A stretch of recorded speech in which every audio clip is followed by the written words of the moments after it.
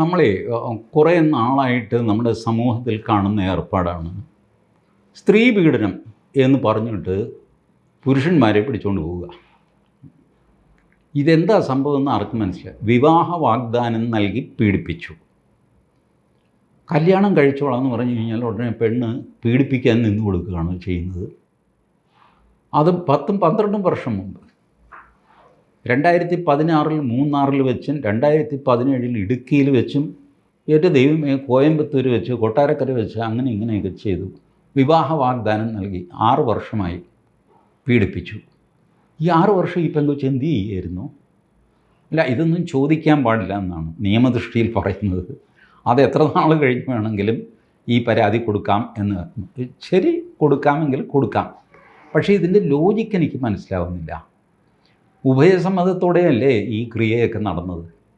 അത് കഴിഞ്ഞിട്ട് ഇയാൾ കല്യാണം കഴിക്കാൻ വിസമ്മതിച്ച് കഴിഞ്ഞപ്പോൾ പെട്ടെന്ന് അത് ബലാത്സംഗമാകുന്നത് എങ്ങനെയാണ് എനിക്ക് മനസ്സിലാവുന്നില്ല. പക്ഷേ കോടതികളും അത് ചെയ്യുന്നു. കുറേ കാലമായി ആണുങ്ങൾ ഇതുകൊണ്ട് ഏത് പെണ്ണിനും ടി വിയിൽ വന്നിട്ട് നിങ്ങളുടെ പേര് വിളിച്ച് പറയാം, നിങ്ങളുടെ കഥ കഴിഞ്ഞു അതോടെ. ഞാനല്ല, എനിക്കിത് അറിയില്ല, ഞാൻ ഇങ്ങനെയല്ല എന്നൊക്കെ നിങ്ങൾ പറയുന്നതിന് മുമ്പേ പോലീസ് നിങ്ങളെ പൊക്കിക്കൊണ്ട് പോകും. 15 ദിവസത്തേക്ക് റിമാൻഡ് ചെയ്യും മജിസ്ട്രേറ്റ്. ബലാത്സംഗ കേസ്. ഇനി ബലാൽ അല്ലെങ്കിൽ വേറെ എന്തെങ്കിലും വകുപ്പുകൾ ഒരുപാടുണ്ട്. IPC 354 മുതൽ ഇങ്ങോട്ട് തുടങ്ങുകയാണ് സ്ത്രീകളെ സംബന്ധിച്ച വകുപ്പുകൾ. തൊട്ടു, പിടിച്ചു, ബാഗ് വലിച്ചു. സുരേഷ് ഗോപിയുടെ പേരിലുള്ള കേസില്ലേ, തോളത്ത് കൈവച്ചു. ഇപ്പം എന്തായി ആ case?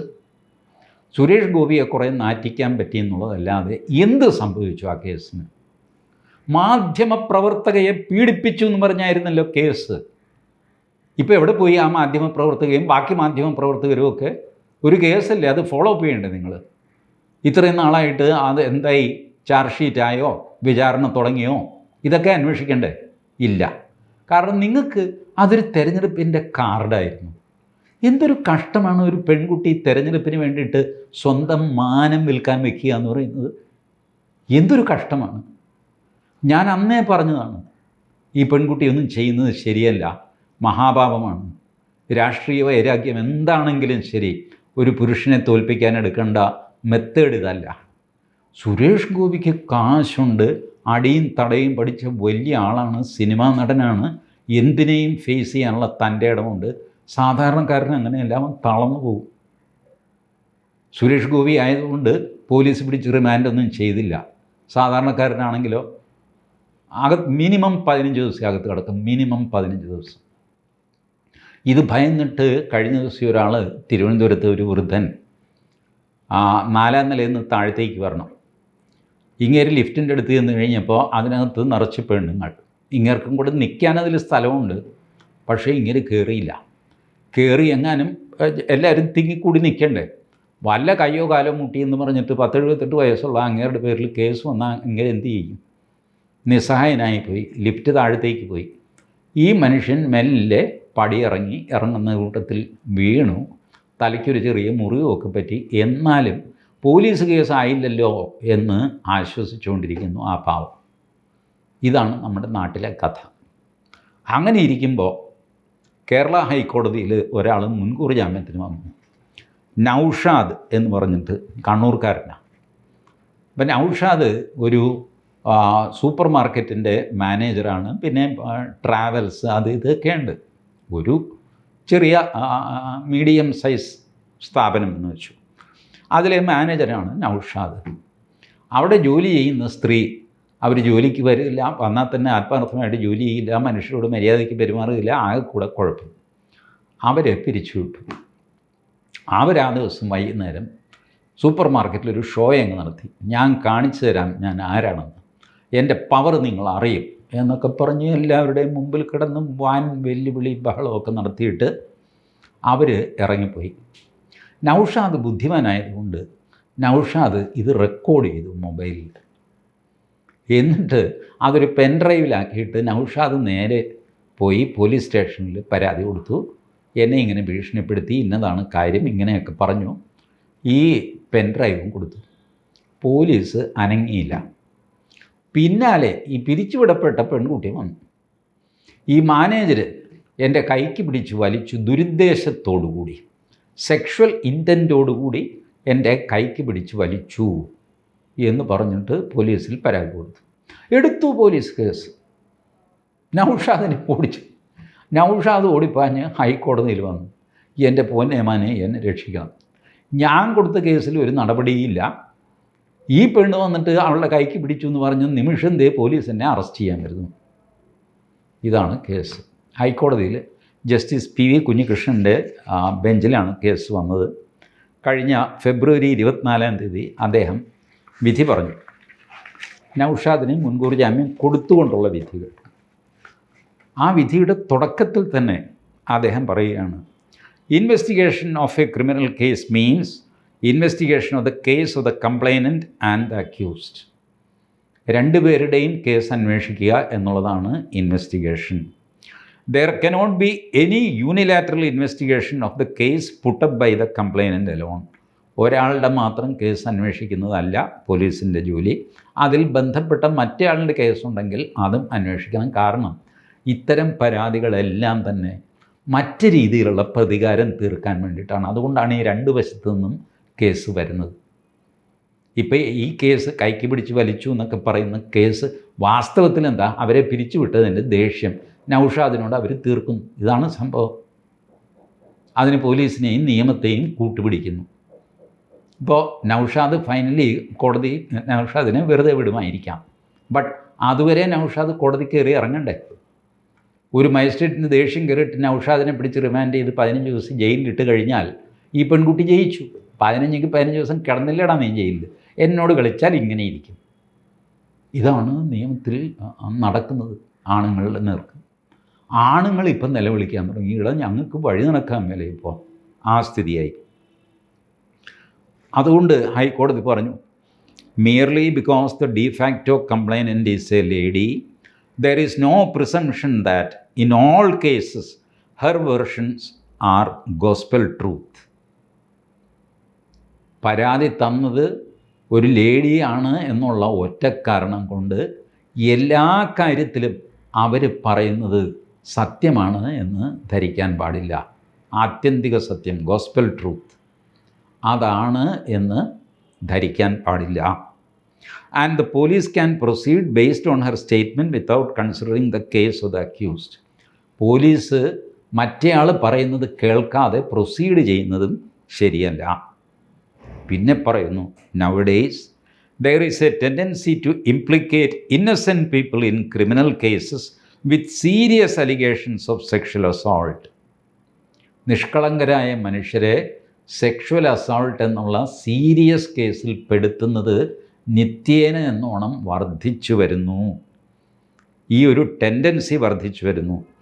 If the police find that the allegations of such women against men are false, they can very well take action against the complainant also. ഇത് കള്ളപ്പരാതിയാണ് എന്ന് ബോധ്യപ്പെട്ടാൽ കള്ളപ്പരാതി തന്ന ആളിൻ്റെ പേരിൽ നടപടിയെടുക്കണം പോലീസുകാർ.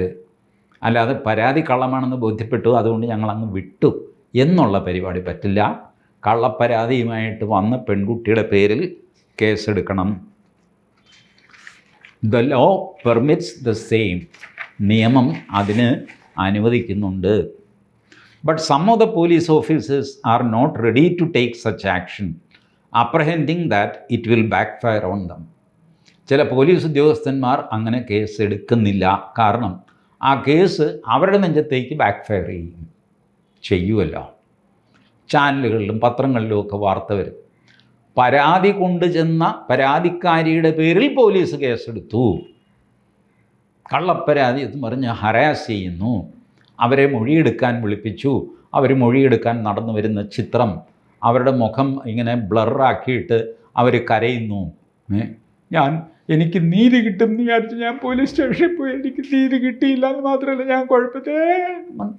ഈ പരിപാടി എന്തു ചെയ്യും? കോടതി പറഞ്ഞ നടക്കുന്ന കേസല്ല. No such apprehension is necessary. ഇങ്ങനത്തെ ഭയമൊന്നും പോലീസുകാർക്ക് വേണ്ട.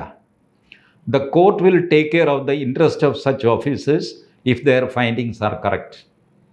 ഓഫീസർമാർ, പോലീസ് ഓഫീസർമാർ സത്യസന്ധമാണ് ചെയ്തിട്ടുള്ളതെങ്കിൽ ഹൈക്കോടതി നിങ്ങളുടെ കൂടെ ഉണ്ടാവും. The damages caused to a citizen because of false implication cannot be compensated by payment of money alone. ഒരു പൗരന് മാനം നഷ്ടപ്പെട്ട് കഴിഞ്ഞാൽ നഷ്ടപരിഹാരം കൊടുത്തുന്നത് തീർക്കാൻ പറ്റില്ല. മാനമോ പോവുകിൽ പോയി എന്നാണല്ലോ. മാനം പോയത് പോയത് തന്നെയാണ്. നാട്ടുകാർ പറയുമല്ലോ, ഇല്ല അങ്ങേരല്ലേ കേസിലൊക്കെ പെട്ടത്. അല്ല, പുള്ളി വന്നിട്ട് പുള്ളി മാനനഷ്ട കേസ് കൊടുത്തിട്ട് പുള്ളി ജയിച്ചു കേട്ടോ. ജയിക്കുകയോ എന്ത് കുഴപ്പം തന്നെ. ഇങ്ങനെയല്ലേ ആൾക്കാർ പറയും. മരണം വരെ ഈ സ്റ്റിഗ്മ ആ മനുഷ്യൻ സഹിക്കണം. നമ്മൾ പെണ്ണ് കേസിൽപ്പെട്ട ആൾ, ആ തോമാച്ചനല്ലേ, എന്നിട്ട് എന്താ ചെയ്ത്? പുള്ളി ആൾ സമർത്ഥനാണല്ലോ, ഊരുവല്ലോ. ചുരുക്കി പറഞ്ഞാൽ തോമാച്ചൻ ലൈഫ് ലോങ് ഈ ചീത്തപ്പേരുമായിട്ട് ജീവിക്കുക. അപ്പോൾ ഈ കോടതി പറഞ്ഞ പോലെ തിരിച്ച് പെൺകുട്ടിയുടെ പേരിൽ കേസെടുത്തിട്ട് അവരെ ശിക്ഷിച്ചാൽ പോലും തോമാച്ചൻ്റെ ഡാമേജ് തന്നെയാണ്. അത് നികത്താൻ പറ്റില്ല. അതാണ് കോടതി പറയുന്നത്. It cannot be compensated. His integrity, position in the society, reputation etcetera can be ruin by a single false complaint. ഈ മനുഷ്യൻ്റെ ആത്മാർത്ഥത, ഇദ്ദേഹത്തിൻ്റെ ക്യാരക്ടർ, ഇദ്ദേഹത്തിൻ്റെ സമൂഹത്തിലുള്ള സ്ഥാനം, ഇതെല്ലാം ഒരൊറ്റ കള്ളപ്പരാതി കൊണ്ട് ഒറ്റ നിമിഷം കൊണ്ട് തകർത്ത് കളയാൻ പറ്റും. പിന്നെ തിരിച്ചു പിടിക്കാൻ പറ്റില്ല. ആത്മാഭിമാനമുള്ളവന് തലയുയർത്തി പുറത്ത് നടക്കാൻ പറ്റില്ല. കാരണം എന്തൊക്കെ ഇല്ല എന്ന് പറഞ്ഞാലും, ഏതൊക്കെ കേസ് ജയിച്ചു കഴിഞ്ഞാലും ആ മനുഷ്യനെ അറിയപ്പെടാൻ പോകുന്നത് ഈ കേസിൻ്റെ പേരിലാണ്. അല്ല, അതൊക്കെ പുള്ളി ഫൈറ്റ് ചെയ്ത് കേട്ടോ. പോലീസുകാർ കൗണ്ടർ കേസ് എടുത്തു പെണ്ണിൻ്റെ പേരിൽ. അതൊക്കെ ഇപ്പോൾ കയ്യിൽ കാശുണ്ടെങ്കിൽ എന്താന്നേ ചെയ്യാൻ മേലാത്തെ എന്ന് പറഞ്ഞിട്ട് പിന്നെയും ഈ ചീത്തപ്പേര് പിന്നാലെ വരും. സത്യമല്ലേ? അപ്പോൾ ഇത് കോടതി ശ്രദ്ധിച്ചിരിക്കുന്നു. The police authorities should be alert and vigilant to find the truth in criminal cases during the investigation stage itself. ചുരുക്കത്തിൽ കോടതി പറയുന്നത്, അന്വേഷണ സമയത്ത് തന്നെ ഒരു ആക്ഷൻ എടുക്കുന്നതിന് മുമ്പ്, കൊയേഴ്സീവ് ആക്ഷൻ എന്ന് പറയും, അറസ്റ്റ് ഇതിലേക്കൊക്കെ പോകുന്നതിന് മുമ്പ് സത്യാവസ്ഥ അന്വേഷിക്കുക. ഇതെന്താ ഈ പെൺകുട്ടി വന്ന് ഇങ്ങനെ പരാതി തരാൻ കാര്യമെന്താ? ഇതിൻ്റെ പുറകിൽ വല്ല കുടുംബ വഴക്കോ അസൂയയോ ലഹളയോ കടം വാങ്ങിയത് തിരിച്ചു കൊടുക്കാത്തത് അങ്ങനെയൊക്കെയുണ്ട്. അപ്പോൾ ഇതൊക്കെ കിട്ടാൻ വേണ്ടിയിട്ട് പലതും ഉപയോഗിച്ച് കാണും. ഇതിനു മുമ്പ് എനിക്ക് നിങ്ങളോട് പറഞ്ഞിരുന്നു, ഈ ബാങ്ക് ലോണും പ്രശ്നമൊക്കെ വന്നു കഴിഞ്ഞപ്പോൾ scheduled caste scheduled tribe atrocities act വെച്ചിട്ട് മറ്റേ ആൾക്കെതിരെ പരാതി കൊടുത്ത് അയാളെ കുടുക്കിയിട്ട് ആ കാശ് ഈടാക്കാൻ നോക്കുക. ഇതുപോലത്തെ പരാതിയാണ്. അതിലൊക്കെ എത്രയോ വലിയ പരാതികളാണ് ഈ രംഗത്ത് വരുന്നത്. ഹേമ കമ്മിറ്റി റിപ്പോർട്ട് വന്നെന്ന് പറഞ്ഞിട്ട് നാട്ടിലെ സകല സംവിധായകന്മാരും നടന്മാരുടെയും പേരിലൊക്കെ ഉള്ള പെണ്ണുങ്ങളെല്ലാം കൂടെ വിളിച്ച് പറഞ്ഞു. ഇപ്പോൾ എവിടെ പോയി? ഇപ്പോൾ 1-2 കേസിൽ അത് വേറെ ഒന്നും കാണാനില്ല, കേൾക്കാനുമില്ല. മാത്രമല്ല, ചില സ്ത്രീകൾ സുപ്രീം കോടതിയിൽ പോയിട്ട് അവിടെ ബോധിപ്പിച്ചിരിക്കുന്നു, ഞങ്ങൾ കമ്മിറ്റിയുടെ മുമ്പിൽ പറയാനാണല്ലേ, അത് കേസാക്കാനൊന്നും ഞങ്ങൾ ഉദ്ദേശിച്ചില്ല എന്ന് പറഞ്ഞു. അപ്പോൾ എന്ത് ചെയ്യും? ഇവരുടെ നഷ്ടപ്പെട്ട മാനം നഷ്ടപ്പെട്ടു. കുറച്ച് നാൾ മുമ്പ്, ഇപ്പോഴല്ല 10-12 വർഷമായി, ടൈംസ് ഓഫ് ഇന്ത്യ ബോംബെയിൽ നടന്നൊരു സംഭവം റിപ്പോർട്ട് ചെയ്തിരുന്നു. ബോംബെ മജിസ്ട്രേറ്റ് കോടതിയിൽ ഒരു സ്ത്രീ വന്നു. അവർ പറഞ്ഞു, എന്നെ ഒരാൾ ബലാത്കാരം ചെയ്തു, അയാളുടെ പേര് മേൽവിലാസമൊക്കെ കൊടുത്ത് ഞാൻ പോലീസിൽ പരാതി കൊടുത്തിട്ട് ആഴ്ചയൊന്നായി, അയാളെ അറസ്റ്റ് ചെയ്തിട്ടില്ല, ഒരു നടപടിയും ഉണ്ടായിട്ടില്ല. മാജിസ്ട്രേറ്റ് തുമ്മിത്തെറിച്ച്, ആരുടെ ഇത് ബലാത്സംഗ കേസ് രജിസ്റ്റർ ചെയ്യാതെ ഒരാഴ്ചയായി വെച്ചുകൊണ്ടിരിക്കുന്നു. സിറ്റി പോലീസ് കമ്മീഷണറോട് വരാൻ പറ, നിങ്ങളിവിടെ നിൽക്ക്, 2 മണിക്ക് ഞാൻ ഈ കേസ് വിളിക്കും, സിറ്റി പോലീസ് കമ്മീഷണർ ഹാജരാവാൻ പറ. 2 മണിക്ക് കോടതി കൂടി. സിറ്റി പോലീസ് കമ്മീഷണർ വയസ്സി എന്ന മുടന്ന് നടക്കുന്ന ഒരു മനുഷ്യനെയും കൊണ്ട് അവിടെ ഹാജരായി. മജിസ്ട്രേറ്റ് പൊട്ടിത്തെറിച്ചു, എന്ത് പോക്കൃത്തനാണ് നിങ്ങളുടെ പോലീസിന്, എന്തിനു കൊള്ളാം, FIR ഇട്ടിട്ടില്ല, അത് ഇത് എന്നൊക്കെ പറഞ്ഞു. അപ്പോൾ സിറ്റി പോലീസ് കമ്മീഷണർ പറഞ്ഞു, സാർ, ഈ പരാതി കിട്ടിയതാണ്, ഞങ്ങളിത് അന്വേഷിച്ചു, ഈ എൻ്റെ കൂടെ വന്നിരിക്കുന്ന ഇയാളാണ് പ്രതി. ഈ പ്രതി വളരെ ആവശ്യനാണ്. ഇയാളുടെ ഒരു സൈഡ് തളർന്നതാണ്, ഇപ്പം ശരിയായി വരുന്നേ ഉള്ളൂ. 7 വർഷമായി ഇങ്ങനെ ഈ സ്ട്രോക്കിൽ നിന്ന് രക്ഷപ്പെട്ട് മെല്ലെ കഷ്ടിച്ച് നടക്കാൻ പരസഹായം വേണം എല്ലാത്തിനും. ഇയാളെ ഈ കോലത്തിൽ ഒരു പാൻറ്റും ഷർട്ടും ഇടിയിപ്പിച്ച്, കാരണം പാരാലിസിസ് വന്നു കഴിഞ്ഞാൽ നിങ്ങൾക്കറിയാമല്ലോ, അപ്പോൾ അങ്ങോട്ടും ഇങ്ങോട്ടും കൈ പിടിച്ചാൽ കാല് നേരെയാവില്ല, ആകെ കൂടെ പ്രശ്നമാണ്. ഒരു കണക്കിന് ഞാൻ ഡ്രസ്സ് ചെയ്യിച്ച് ഞാനിവിടെ കൊണ്ടുവന്നിരിക്കുന്നത്. ഇതാണ് പ്രതി. ഒരാഴ്ച മുമ്പ് ഈ പ്രതി, 7 വർഷമായിട്ട് ഈ സ്ഥിതിയിലിരിക്കുന്ന ഈ പ്രതി ഒരാഴ്ച മുമ്പ് ഈ സ്ത്രീയെ ബലാത്കാരം ചെയ്തു എന്ന് പറഞ്ഞാൽ എങ്ങനെ വിശ്വസിക്കും സാർ? പൈസയാണ് ഇവരുടെ ആവശ്യം. അപ്പോൾ മജിസ്ട്രേറ്റ് ഈ സ്ത്രീയെ നോക്കി. ഇവരുണ്ടല്ലോ, മാർട്ടിന നഗരത്തിലോവയെ പോലൊരു സ്ത്രീ, ഇങ്ങനെ പോലത്തെ കയ്യൊക്കെ ആയിട്ട് നിൽക്കുന്ന 5.5 അടി പൊക്കമുള്ള സ്ത്രീയാണ്. മജിസ്ട്രേറ്റ് സ്ത്രീയുടെ നേർക്ക് തട്ടിക്കയറി, ആകെ ബഹളമായി. അപ്പോൾ സ്ത്രീ ആകെ കൂടെ വരണ്ടു. ഏതായാലും മജിസ്ട്രേറ്റ് പറഞ്ഞ് ഇറങ്ങിപ്പോയി ഇവിടുന്ന്. ഈ കേസിൽ ഈ സ്ത്രീയുടെ പേരിൽ കേസെടുക്കണമായിരുന്നു എന്നാണ് ഇന്ന് ജസ്റ്റിസ് പി വി കുഞ്ഞികൃഷ്ണൻ പറയുന്നത്. അന്ന് ബോംബെ മജിസ്ട്രേറ്റ് അവരോട് പൊക്കോളാൻ പറഞ്ഞു. അവർ പോയി. ഇങ്ങനെ ബ്ലാക്ക് മെയിൽ ചെയ്യാനായിട്ട് ആരോപണങ്ങൾ കൊണ്ടുവരിക, സ്ത്രീയാണ് പറഞ്ഞത് എന്നുള്ള ഒറ്റ കാരണം കൊണ്ട് എല്ലാവരും അത് വിശ്വസിക്കുക. അങ്ങനെയല്ല. ഹൈക്കോടതി പറയുന്നു, പുരുഷനും മാനമുണ്ട്, അവനും ആത്മാഭിമാനമുണ്ട്, അവനും ഒരു കുടുംബമുണ്ട്, അവനും ഒരു സോഷ്യൽ സ്റ്റാറ്റസുണ്ട്. അത് കള്ളപ്പരാതി കൊടുത്ത് നശിപ്പിക്കരുത്. അങ്ങനെ നശിപ്പിക്കുന്ന സ്ത്രീകൾക്കെതിരെയും പോലീസ് കേസെടുക്കാൻ മടിക്കരുത് എന്ന് അസന്നിഗ്ധമായിട്ട് ആവർത്തിച്ച് ഈ വിധിയിൽ ജസ്റ്റിസ് പി വി കുഞ്ഞികൃഷ്ണൻ പറയുന്നു. അദ്ദേഹത്തിന് നന്ദി. Thank you.